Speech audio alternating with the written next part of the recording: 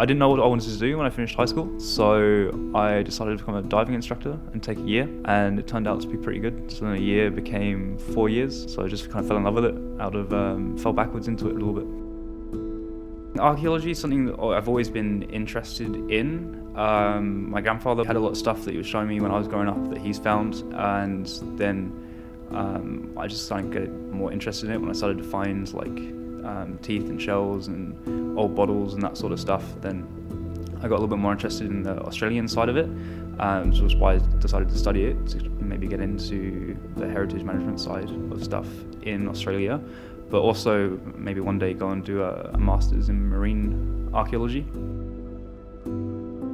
It's a very unique experience, I think. You can see stuff that you wouldn't normally see when you're down there. You can go to the beach and you can see what's above the water, but then underneath it's just a completely different experience. So it's just a way you don't have to go far and you can still find amazing things.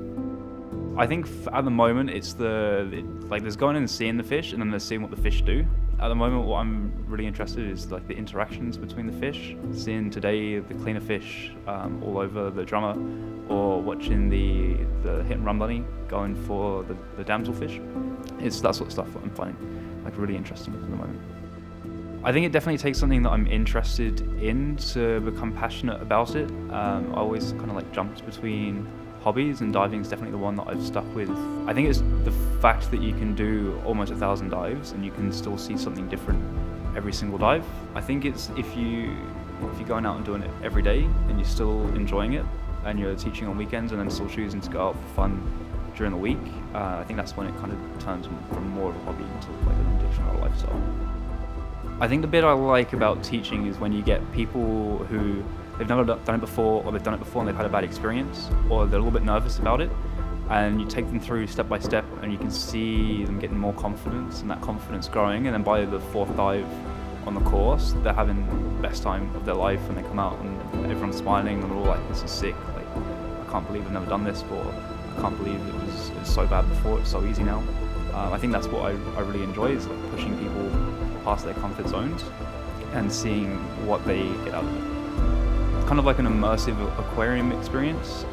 You see the same stuff as the aquarium, but rather than having that glass separating you from the fish, you're down there with them, so I think it's a different experience.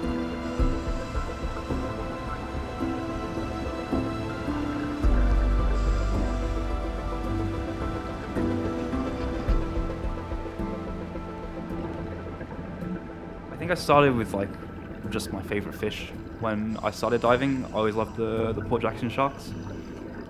Just the weirdest looking shark, and you get hundreds of them, so I really like those. And the cuttlefish as well, they're really smart. It's one of the few animals that you actually feel like you can have an interaction with. When you look at them, it looks like they're looking back at you, which you don't really get from the Port Jackson sharks, and that you can see there's not a lot going on behind those eyes. And then from there, it's just cool fish that we get in Sydney that I really like the fiddler rays and the eagle rays, just really unique animals that you don't really see anywhere else in the world. I think it's more you're walking around day to day and you're interacting with people. I think it's taking it closer to nature. Instead of connecting with people, you're connecting with animals, which we don't really get short of petting a dog or something like that. It's a different level of connection, I think.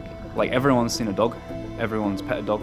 A lot of people I grew up with a dog, and dogs are cool, but it's something different, Not everyone can say that they've gone and played with a cuttlefish, they've watched a cuttlefish. When you're down there with them, taking photos of them, or watching them go about their business, and they're looking at you, but they're not scared of you. You can kind of just see them as they're going around their day-to-day business. It's a unique experience, I'd say.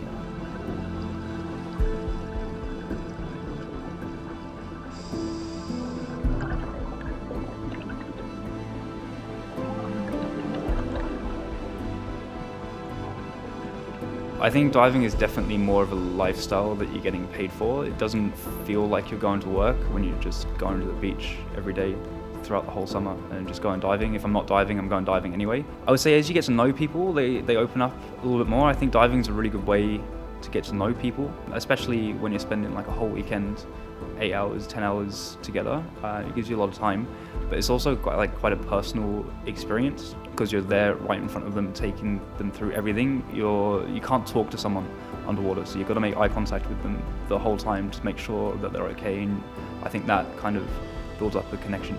But I think the diving experience definitely does change people.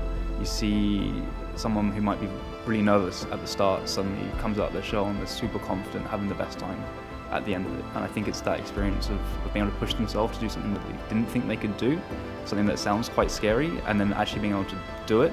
I think that gives people like a big confidence boost.